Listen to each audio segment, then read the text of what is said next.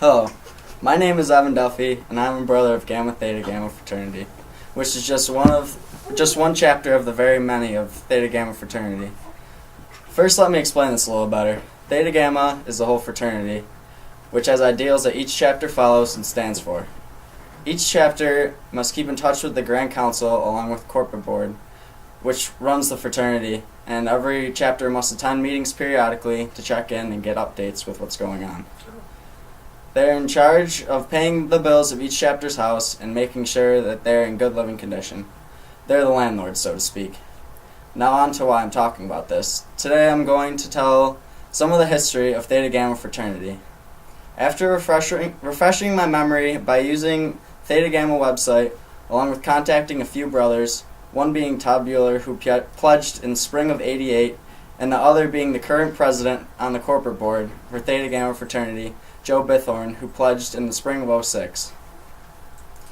During the summer of 1911, Messrs. Clark and Squires, landowners in Canton, New York, gathered the names of the new students for the School of Agriculture at St. Lawrence University.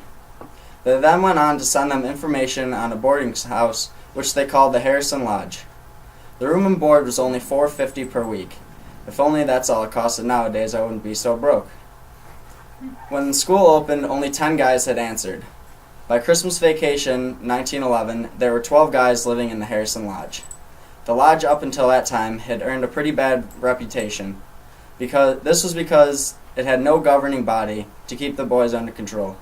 So one night, Charles Dumas, Mark Dunce, John Banker, and Frederick Hanker called some of the guys together where Dumas gave a little lecture. He said people were talking about the lodge and that they should form a fraternity and turn over a new leaf.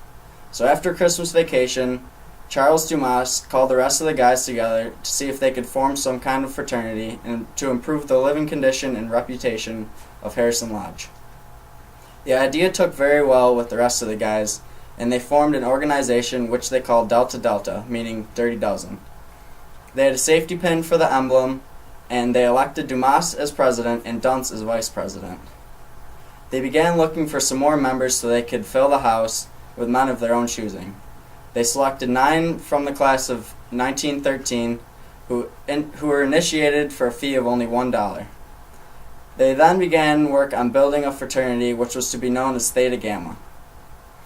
In the spring of 1912, the news of the new fraternity had reached the school. The fraternity was vigorously opposed by the school because of how bad of a reputation the lodge once had. So the brothers were informed that they must disband, but they asked for a hearing before all the faculty.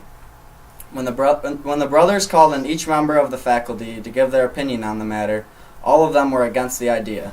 But Dr. Payson and Professor Bennick, who believed that the boys should be given a chance to prove the worth of the fraternity, and they convinced the other faculty members.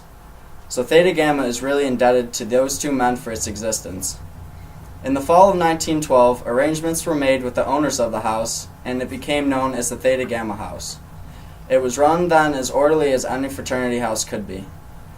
They initiated 10 men from the class of 1914, and the initiation fee was raised to $10. In only 3 years, Theta Gamma had gained such a good reputation that they became thoroughly established in 1915. Then the idea of expanding came about. After much planning and corresponding, it was decided to establish a new chapter at Morrisville. On April 24, 1915, the Beta chapter of Theta Gamma was proudly established by a group consisting of Alpha members.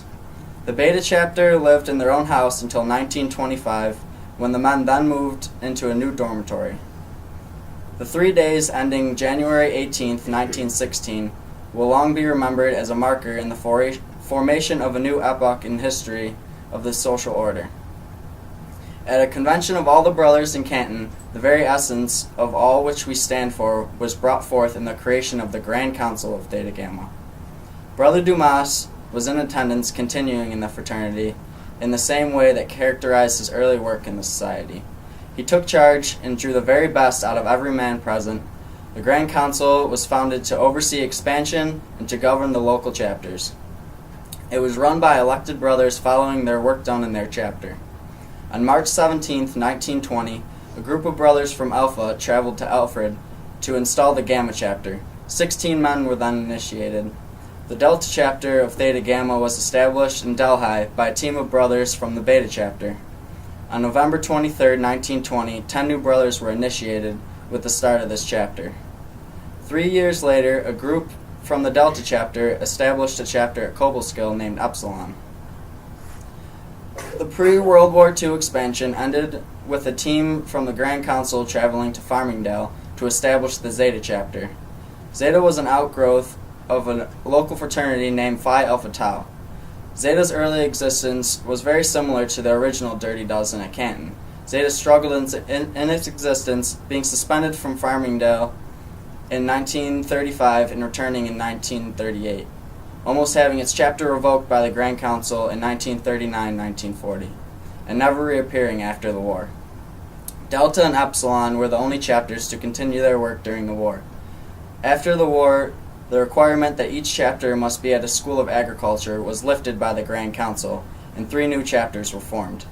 Phi chapter at the New York State of Applied Arts and Sciences in Buffalo was founded on February 1st, 1950. I actually found out that my uncle is a part of Phi, pledging in the fall of 1970. The Theta chapter was founded at the New York State Institute of Applied Arts and Sciences at Utica on February 19, 1952.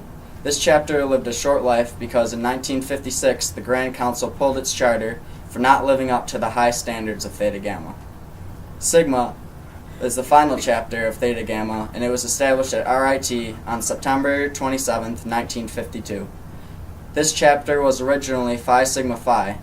Sigma left the Grand Council on January 11, 1960, and continues today as a chapter of Phi Sigma Kappa International Fraternity. They still to this day teach of our founding and early history in their pledging period. In 1953, Theta Gamma suffered a near-fatal blow. The State University of New York issued that all fraternities at its institution to sever connections with their national organizations. Our 5 original chapters, Alpha, Beta, Gamma, Delta, and Epsilon, had to separate from the Grand Council, leaving the 3 newest chapters, Phi, Theta, and Sigma, to continue in the council work. 3 more chapters, of which very little is known about, joined the organization in December of 1960. Xi at Hudson Community College was the first, and Lambda at Fort Lauderdale University in 1967, and the last is Tau, who was at Cortland Community College in 1974. The Grand Council ceased to exist sometime in the early 60s. There was then an attempt to reorganize in 1974-1975. At the time, there were 8 unaffiliated chapters still being alive: Alpha, Beta, Gamma, Delta, Epsilon, Phi, Xi, and Lambda. However, the State University of New York's ban on the national affiliation was still in effect. In the fall of '86, 4 Theta Gamma alumni were enrolled at the State University of New York's College of Arts and Sciences at Plattsburgh. The group consisted of 3 Alpha brothers and 1 Gamma brother. These 4 brothers wanted to expand Theta Gamma further and establish a chapter at Plattsburgh. When a plan was made for the establishment of the new chapter, the 4 brothers approached the Greek Council at Plattsburgh and received recognition on December 10, 1986. With this new growth revitalizing Theta Gamma, it wasn't long after when the talk of Grand Council rebirth was heard. Since the State University of New York's ban had been lifted in 1978, the only problem facing the actives was not knowing where to start. Mr. Richard Miller, the advisor of the Alpha chapter since 1948, took charge and went to work. The first thing that needed to be done was to obtain the Grand Council ritual and constitution. These were obtained by contacting Mr. Robert Pass, the Grand Secretary and Treasurer from 1951-1962. Once obtained, Mr. Miller, a councilman himself, performed the ritualistic work, and a set of councilmen were initiated on May 13, 1989. In the fall of 1989, 2 Alpha men launched another chapter at the State University of New York at Oneonta named Rho. The chapter was founded on February 19, 1990. The Grand Council left its mark quickly on Theta Gamma's history by having its first convention in nearly 28 years. The 4 chapters were pulled together on June 8 to the 10th, 1990, into a single bond with the election of the Grand Council officers.